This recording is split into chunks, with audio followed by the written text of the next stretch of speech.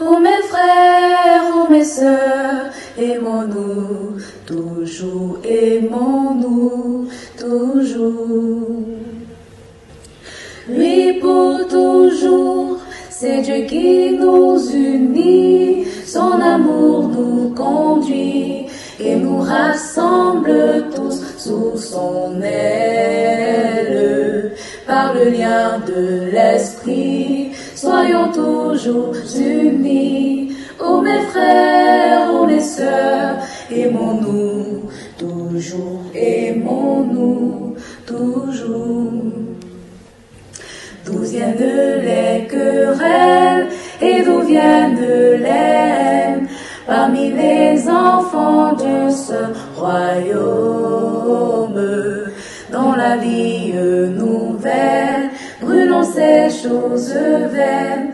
Ô mes frères, ô mes sœurs, aimons-nous, toujours aimons-nous, toujours. L'Église a besoin de parler, de présenter la vocation religieuse, la vocation qui permet à une personne, l'appel, qu'il soit l'appel de Dieu, à se consacrer à Dieu. Et se consacrer à Dieu n'est pas une chose facile. Et qui appelle qui? Comment on entend cet appel? Comment se vit l'appel qu'on reçoit? Cette émission Vita Consecrata va nous permettre de présenter la consécration, de parler en exemple, à titre d'exemple, d'une congrégation qui vit son chemin, sa mission, son charisme et sa spiritualité. Et à chaque fois que nous allons avoir émission, nous aurons deux parties. La première partie sera une animation autour d'un thème précis. Et puis la deuxième partie va nous permettre d'aborder le réalisme de la vie consacrée à travers une vie donc de communauté ou en communauté, une vie de religieuse ou de religieux qui viendront nous parler de ce qu'ils savent faire et ce qu'ils font. Aujourd'hui, nous allons parler de la consécration de Jésus, Fils de Dieu. Dans l'optique de la découverte de la vie consacrée, vous savez que la consécration n'est pas qu'un fait religieux, mais elle est aussi un fait culturel. La consécration comme un appel à la vie. Nous avons déjà eu à parler de la consécration générale. On a eu à parler de l'histoire de la vie consacrée dans l'Église. Aujourd'hui, nous abordons la consécration de notre Seigneur Jésus-Christ, Fils de Dieu. Et pour parler justement, pour faire cette catéchèse, pour parler de ce thème, nous allons recevoir le Père Auguste Kakou, le frère Pierre Auguste Kakou. Il est frère franciscain, il est prêtre de Jésus-Christ, mais frère franciscain. Bonjour mon père. Bonjour monsieur Kipré. Bien. Moi je peux vous appeler mon père, je peux vous dire mon père. Ça ne gêne pas. Mais entre vous frères, vous appelez frère. Oui. Et moi aussi je peux vous appeler frère. Bien entendu. Ça ne vous gêne pas non plus. Non. Les franciscains et leur fraternité. Et la sœur Élise Emma Conan. Bonjour ma sœur. Bonjour monsieur Pierre. Vous êtes religieuse à Notre-Dame du Calvaire. Vous êtes bien connue de nos fichiers maintenant. Et donc avec vous, nous allons aborder ce thème, la consécration de Jésus, Fils de Dieu. Ma sœur. Merci. À entendre ce thème, on se pose la question, mais comment Jésus, qui est Fils de Dieu, doit être encore consacré? D'ailleurs, qui est Jésus? Jésus, c'est le Fils de Dieu. Pour vous, Jésus, c'est le Fils de Dieu. Jésus, pour moi, oui. Pour moi, Jésus, c'est mon tout. C'est-à-dire? Jésus, il est mon tout parce que je suis consacrée à Dieu. Et donc, d'abord, de par mon baptême, Jésus, il est mon modèle, il est ma vie. C'est celui-là dont je fais l'effort de poser mes pas, d'imiter, de poser mes pas dans ses pas, afin d'avoir une vie vraiment solide, une vie cohérente, une vie qui soit cohérente au choix que j'ai fait, donc à ma consécration religieuse. Et de par cette consécration religieuse, je suis appelée à vraiment imiter le Christ, à vraiment faire corps, à être configuré au Christ. Et donc, c'est à ce titre que je dis que Jésus, il est mon tout. Mon père, Merci, monsieur Kipré. Mhm. Jésus est un juif qui a eu une expérience de Dieu qui m'a intéressé, qui m'intéresse et que je veux imiter. Voilà, c'est ce que je peux dire. Les Juifs eux-mêmes ne croient pas en Jésus. Oui, juif dans le sens où il appartient à une culture. Je ne parle pas de la religion juive en tant que telle. Il appartient à une culture. Voilà. Mhm. Et ce Jésus-là, qui est-il pour vous? Vous avez appris combien d'années d'études? On vous a parlé de Jésus, Jésus. Vous êtes entré dans la mission Jésus, Jésus. Vous avez enseigné Jésus. En fait, enseigné. Vous avez parlé de Jésus à plusieurs personnes. Qui est Jésus? Alors, à la question qui est Jésus, je ne pourrais pas donner de réponse exhaustive. Je ne peux que donner une réponse partielle. Parce qu'on a mademoiselle Nadine qui n'est pas chrétienne. Elle n'a jamais entendu parler de Jésus. Je ne sais pas comment des gens peuvent exister dans ce bas monde-là. Ils n'ont jamais entendu parler de Jésus. Mais aujourd'hui, ils sont en train d'écouter Radio Espoir. Ils sont en train d'écouter cette émission et qui vont découvrir Jésus. Alors, parlez à Miss Nadine. Parlez de Jésus. En fait, dites à Miss Nadine qui est Jésus. Alors, je dirais à Miss Nadine que Jésus est un juif des premiers siècles de notre ère qui a eu une expérience de Dieu un peu particulière, qui a défendu des valeurs aussi qui aujourd'hui encore me parlent, donc je peux lui en parler, et aussi qui nous parle de Dieu d'une manière unique. Donc je pense que c'est sur ce terrain-là que je vais inviter Miss Nadine, puisque tous nous cherchons à nous identifier à quelqu'un, nous nous reconnaissons dans des valeurs que nous partageons. Alors ce sont ces valeurs de Jésus-là que je peux proposer à Miss Nadine. Quelles valeurs? Alors, je peux dire Jésus d'abord a rendu Dieu très proche de nous. On peut parler de Dieu, on peut parler à Dieu comme on parle à un père. Ça, c'est vraiment unique. On peut entrer en relation avec Dieu de façon libre, pas de contraintes, pas de, je peux dire, des choses un peu cachées derrière, non. Et puis surtout, avec Jésus, on peut être en relation avec les hommes, tout homme, d'une manière, je peux dire, authentique, d'une manière vraie. On peut essayer. On peut essayer. Sœur Élise Emma, vous avez eu le temps de réfléchir. Que pourriez-vous dire à la suite du Père? Ok, ce que je vais ajouter à la suite du Père. Je tiens à préciser que ce que je viens de dire n'est pas quelque chose d'institutionnel ou des leçons à réciter. Je suis en train de parler d'expérience de Bien personnes sûr. consacrées. Bien sûr. C'est-à-dire que on dit, mais vous-même. Voilà. Et c'est de ce que vous allez dire, vous allez nous dire que vous allez réussir à convertir Miss Nadine, qui D'accord. s'appelle à partir d'ailleurs. Oui. Merci beaucoup. Comme le frère le disait, il est vraiment difficile de dire qui est Jésus pour moi. Parce que pour moi, pour moi, la meilleure manière de dire qui est Jésus, c'est à travers mes actes, c'est par mon témoignage. Et donc, dire que Jésus, il est ceci, il est cela, il est cela, pour moi, c'est un peu abstrait. Donc, l'option que moi j'ai faite, c'est comment je vais dire Jésus à travers ma petite vie de religieuse que je mène, ma petite vie de chrétien. Et c'est cette grâce que je demande au jour le jour. Parce que Jésus, c'est une expérience. Donc, ce que je vais dire à Nadine et à toutes les jeunes filles, à tous ceux qui nous écoutent, c'est que Jésus, c'est oui. Pour connaître Jésus, il faut d'abord dire oui. Il faut d'abord dire oui. Oui à qui? Oui à ces dieux. D'abord, accepter ou bien croire qu'il y a un Dieu qui existe.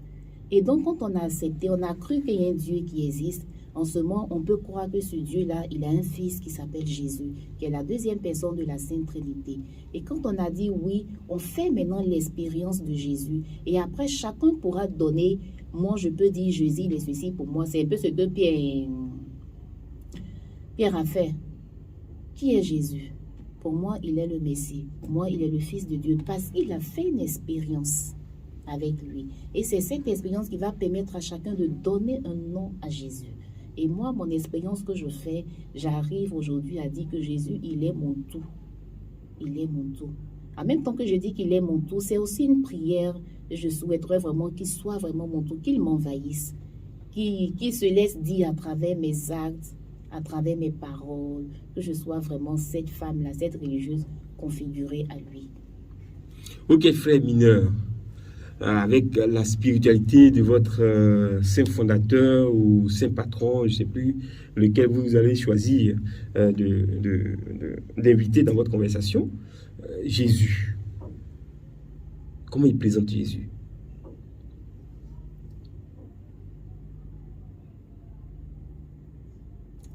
Alors, je voudrais peut-être partir de l'expérience de François d'Assise, cet Italien du XIIe siècle.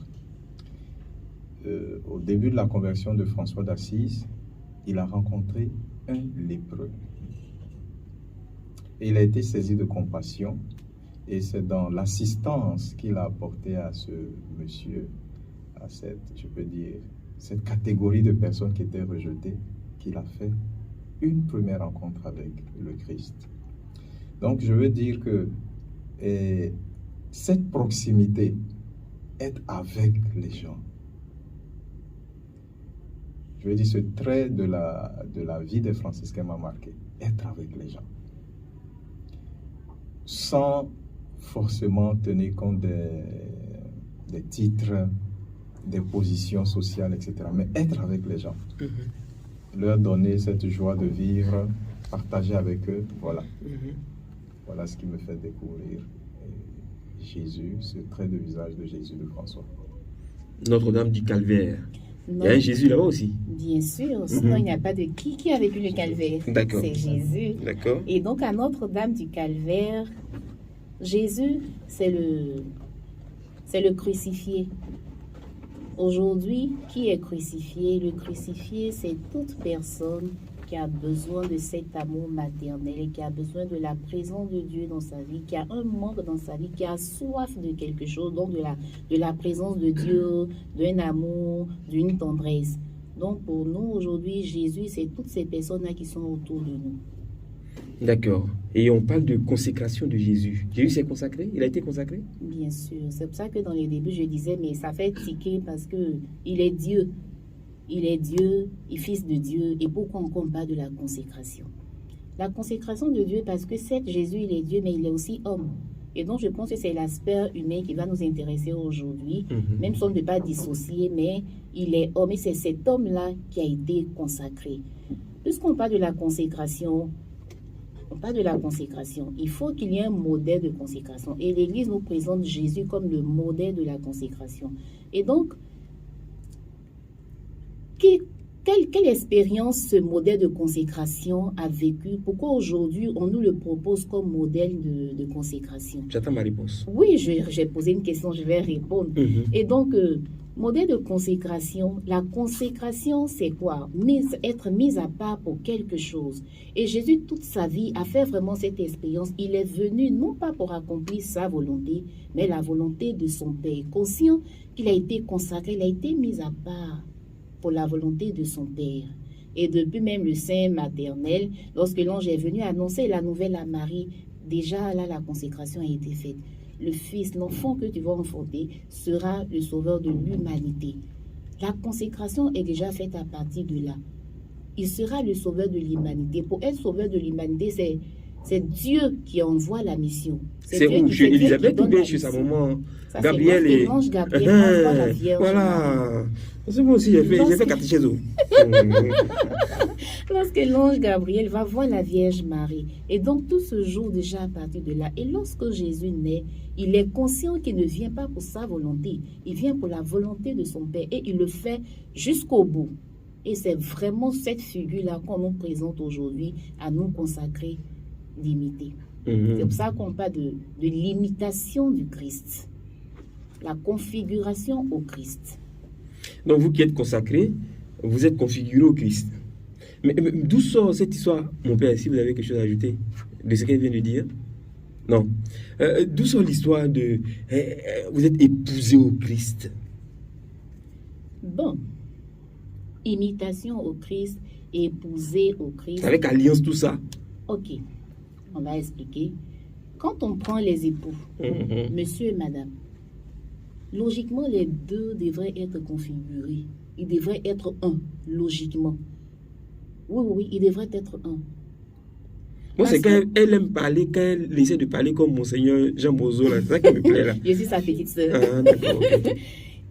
Ils sont un, ils devraient être un. Donc, c'est aussi une interpellation pour ces époux-là qui ne sont pas encore un à être un. Ils sont un. Et donc, nous aussi consacrés, nous devrons être configurés au Christ. Et donc, si on dit que la consacrée, et quand on dit que la consacrée, mais la vie, on ne parle même pas de la consacrée qui est l'épouse du Christ, c'est la vie religieuse qui est l'épouse du Christ. C'est par abus de langage qu'on dit la consacrée est l'épouse du Christ, c'est la vie religieuse. Donc, c'est tout le corps des religieuses qui est l'épouse du Christ, et non une seule personne.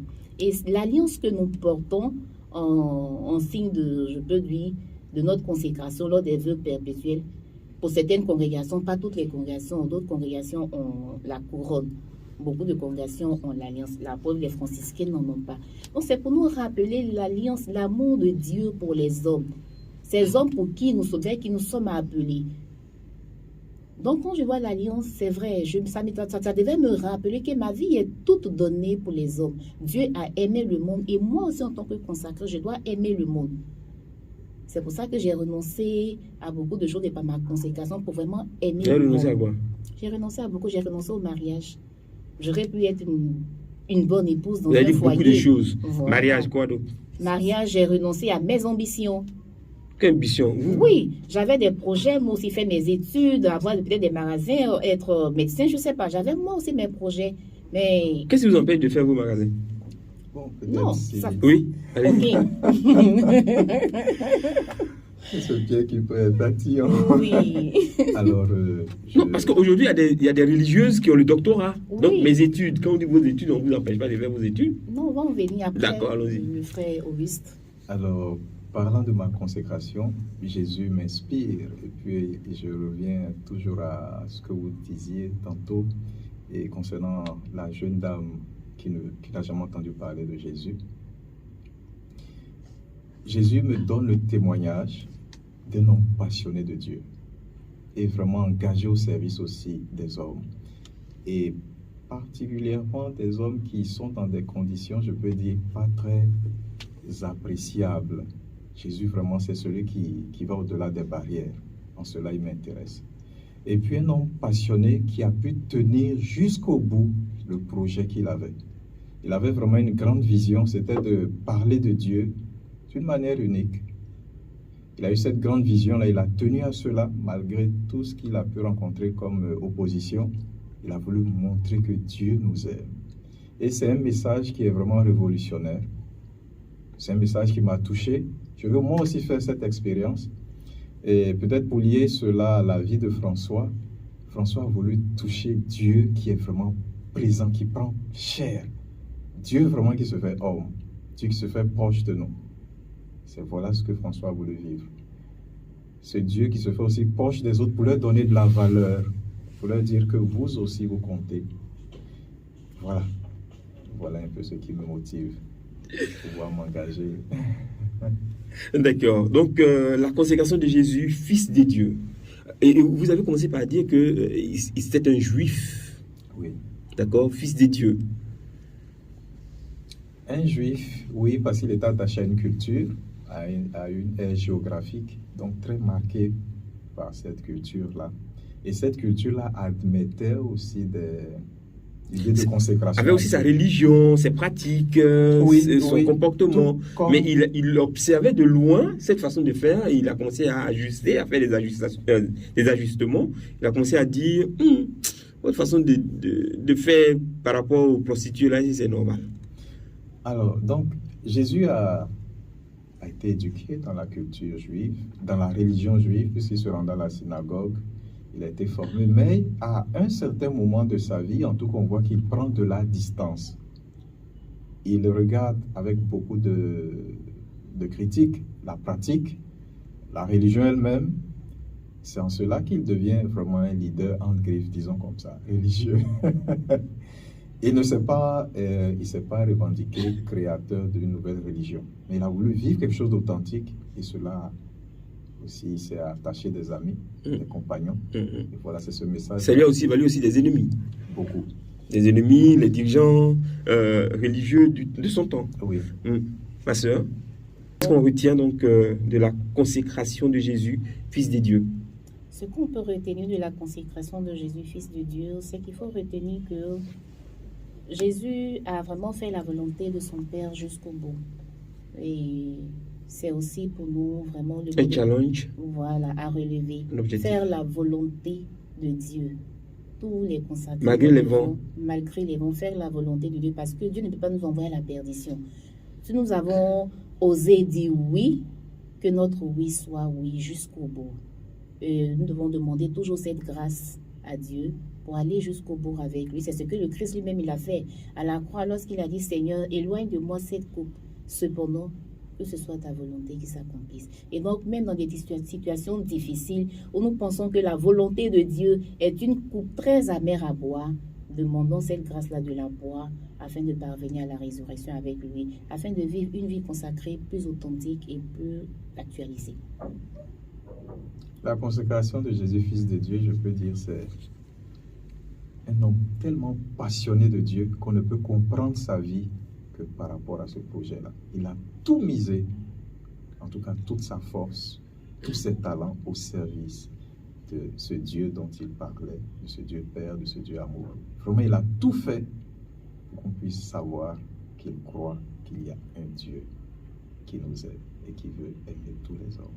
J'ai envie de savoir comment peut naître cette passion. Parce que depuis, vous insistez sur cet homme qui était passionné des dieux. Comment est-ce qu'on peut être passionné à un point où ça chamboule toute la vie? Parce que vous, je crois qu'après vos études, ça vous a permis de connaître quelqu'un, de le connaître différemment de ceux-là qui n'ont peut-être pas eu la même chance que vous d'aller de faire des études de spiritualité en Bible, savoir tout sur l'histoire. Pour être prêt, vous n'avez pas fait d'études? J'ai dit j'ai fait un peu, j'ai fait le basique. Ah ouais? On appelle le basique. Oui, mais il y en a qui ne l'ont pas fait. C'est vrai. Il y en a qui ont fait juste leur petite catéchèse de 3 ans. Ça fait quoi? Ça fait une semaine d'études. Parce que 1 heure par semaine, machin, tout ça, quand on rassemble tout, ça fait même pas 1 an de catéchèse. Et pourtant, on se taraude l'esprit, on se tape la poitrine en disant on sait tout de Dieu. Alors qu'il y en a qui ont eu 9 ans de formation, hein, qui en ont un peu plus. D'ailleurs, vous, depuis votre quoi? Aspirana, tout ça, c'est la formation qui commence sur la spiritualité, sur le charisme. Vous apprenez à savoir ce que le saint fondateur ou le fondateur a proposé, son idée, son intuition, et puis après vous attaquez maintenant les vraies études bibliques pour savoir ce qui c'est Jésus, et puis après vous éduquez à ce niveau. Donc quand vous parlez de Jésus, il y a une manière... Vous êtes impacté par quelqu'un que vous connaissez désormais parce que, et les études, et l'expérience, et votre saint patron, tout ça. Aujourd'hui, est-ce que cette passion est née comment? Alors, la passion est d'abord de l'ordre du sentiment. D'abord de l'ordre du sentiment. Donc, il y a un côté qui n'est pas rationnel dans la passion. Mais ensuite, on cherche à comprendre, en fait, ce qui nous anime. On cherche à lui donner un sens. Donc, c'est en cela peut-être qu'on peut parler de passion chez Jésus. Et comment est la passion? Mais d'abord de ce que j'entends, de ce que je découvre, et puis aussi de cet attrait. Il y a certains auteurs qui parlent de soif ou de faim. Il y a quelque chose, il y a comme un attrait sur un trait de la personne qui nous attire, ou bien sur l'activité. C'est cet attrait-là qu'on essaie de comprendre au fur et à mesure qu'on évolue. Et spécialement dans la vie religieuse, tout est mis en œuvre pour que cette faim que nous ressentons la grandisse et puis qu'elle puisse être comblée avec ce que nous faisons comme expérience. Donc c'est ce que je peux dire. Merci. Ok. Je voudrais rebondir sur une question qui reste en suspens. Allez-y. Vous avez dit tout à l'heure que les religieuses ont des doctorats, certaines sont agrégées. Pourquoi le projet de Dieu. Pourquoi j'ai dit que Dieu avait chamboulé mes projets. Même des voitures, Voilà. des voitures, Ok. des grosses cylindrées. Merci. Merci. Ce qui peut vous en vouloir religieux. Non, non, Ah, non, d'accord. non. Non, comme elle a dit, Non, d'accord. on aurait voulu avoir, on a fait taire nos En fait, passions, non. on a fait taire La voiture que nous avons, c'est la voiture de la communauté, non la voiture d'une religieuse ou d'un religieux. Oui, la maison que nous avons, c'est la maison de la communauté. Quand on me dit aujourd'hui, Sœur Emma, tu es affectée dans une autre communauté, je prends juste ma petite valise et je pars. Je ne pars pas avec la voiture, je ne pars pas avec la maison. Quand je dis qu'il vient chambouler mes projets, j'avais aussi mes projets à moi. Je peux ne pas vouloir forcément aller à l'école. Je peux peut-être, moi, je peux dire après le bac, je vais rentrer, je ne peux plus faire des études. Et quand je rentre dans la communauté, on me dit non, tu dois forcément étudier parce qu'on veut que tu sois telle chose. On a besoin de, comme tu le dis à des médecins. Moi, On n'a pas besoin de fainéantes, il faut dire ça. Non. On n'a pas besoin des filles qui sont là qui ne Non, veulent même donc pas. on dit que forcément, il vient chambouler quelque chose dans notre vie, qu'on le veuille ou pas. Oui, oui. Une personne qui n'a pas d'ambition, qui ne sait pas ce qu'elle veut, c'est difficile d'accueillir le projet de Dieu. Voyez, c'est quand tu sais où tu veux partir et puis tu te rends compte que voilà autre chose que Dieu te propose. À un moment donné, dis d'accord, je laisse terre pour moi et j'entre dans le projet de Dieu. Il peut arriver des moments où les deux peuvent coïncider. Je veux être médecin. Et donc, effectivement, j'ai déjà mon diplôme, j'entre dans la vie religieuse, je commence à exercer, il n'y a pas de problème. Mais je peux aussi avoir mon diplôme de médecin. Et puis, j'arrive en communauté, on dit non, pour le moment, on n'a pas de dispensaire. Et donc, tu vas aider nos soeurs à la cuisine. Si tu n'as pas accepté toi-même ça, c'est difficile de dire, moi, en tant que médecin, comment je peux être dans la cuisine? C'est-à-dire que tu n'as pas encore accepté le projet de Dieu. Parce que quand on a accepté le projet de Dieu, que je sois médecin, que je sois psychologue, que je sois architecte, c'est pas ça d'abord. C'est la volonté de Dieu. Si tu as voulu qu'avec ce que j'ai, j'entre dans la cuisine, comment je vais le faire soigneusement pour que mes soeurs, mes frères viennent manger après? C'est là qu'on saura si tu es médecin ou bien tu es psychologue ou pas. Donc, pour dire que qu'on le veuille ou pas, il y a quelque chose qui chamboule. D'accord. Et ce qui est intéressant, c'est que l'Église étant évolutive, aujourd'hui, là, qu'on soit consacré, religieux, religieuse, ce qui est sûr, tous les rêves sont assouvis, sauf ceux de la procréation et de la vie, même encore la vie amoureuse. Écoutez, vous pouvez aimer passionnément votre sœur de la communauté sans passer le cap. Donc ça encore, le pape l'a dit, hein. Il n'y a pas de contrainte. Même quand vous parlez de l'évolution, c'est pas que c'est nouveau. Les religieux ont toujours étudié. On a vu les Thérèse d'Avila, ce sont des grandes. C'est pas que c'est nouveau. Peut-être qu'aujourd'hui, le monde aujourd'hui découvre cette facette-là, mais ça a toujours existé. La dernière fois, j'en parlais à des amis. Je dis, vous voyez, les sœurs, elles viennent fonder. Généralement, quand elles viennent fonder ici en Afrique, elles sont déjà d'un certain âge. Donc, elles ont travaillé, elles ont un diplôme, elles viennent, elles sont à la retraite. Et quand elles viennent, le besoin dans les villages, c'est quoi? La jeune fille est déscolarisée, il faut lui apprendre à faire du tricotage, à faire du gâteau, à faire du bricolage. Pas parce que c'est ce que la sœur sait faire. Mais elle a travaillé à la retraite. Donc, pour elle, ce sont les activités de la retraite qu'elle fait bénéficier ces jeunes-là qui n'ont pas eu la chance d'aller à l'école. Donc, les sœurs, les frères ont toujours étudié. C'est pas nouveau. Merci. Peut-être pour ajouter à ce que la sœur dit, le but de tous ces diplômes, de toutes ces grosses voitures dont vous parlez, la finalité, c'est de pouvoir propager l'évangile, c'est de pouvoir faire connaître le Christ. Ce n'est pas d'avoir un but lucratif, ce n'est pas un but honorifique, je veux dire, pour se targuer qu'on a les diplômes, mais le but, c'est pour toujours rendre plus efficace la parole de Dieu sur le terrain. Merci. Alors, donc si un jeune nous écoute actuellement et qu'il a envie d'être religieux, une jeune fille veut être religieuse et elle sait que elle pourrait avoir une voiture, ce qui est sûr, elle pourrait faire des études dans tous les cas, si elle en aimait le désir, ou alors si la communauté à laquelle elle va appartenir a le besoin de chercher à avoir une... ou alors, je peux dire, avant de choisir ma petite soeur, va là où tu sais qu'on peut avoir, on peut être docteur. Si c'est ça ton aspiration, c'est zéro. faussé. C'est faussé. Eh. C'est faussé. Eh. C'est faussé. Peut-être... Oui, ce qui doit t'animer, je veux donner ma vie au Christ. Le reste, ça, c'est pas mon problème. Je dis oui, peu importe ce que je vais rencontrer sur mon chemin. Parce que quand tu vas déjà avec des prévisions, mais écoute, tu vas échouer. Ce sont tes attentes. Si tu vas et que tu ne les retrouves pas, tu seras malheureuse, tu vas mal vivre cette vie religieuse, tu vas penser que c'est parce qu'on ne met pas en communauté les autres, mais ce n'est pas les autres, c'est toi-même ton problème parce que tu es venu avec quelque chose de bien précis dans ta tête. C'est pas ça. Donc, on ne doit pas venir avec quelque chose de précis dans la tête. Tu as dit oui au Seigneur, que ton oui soit oui. Le reste, laisse Dieu gérer, l'abandon total. Est-ce que la volonté de Dieu est que tu roules dans une voiture 4x4? Ça, c'est toi ta volonté. Mais est-ce que c'est la volonté de Dieu? Alors que, ici, dans la consécration, là, ce que nous faisons, c'est de faire la volonté de Dieu.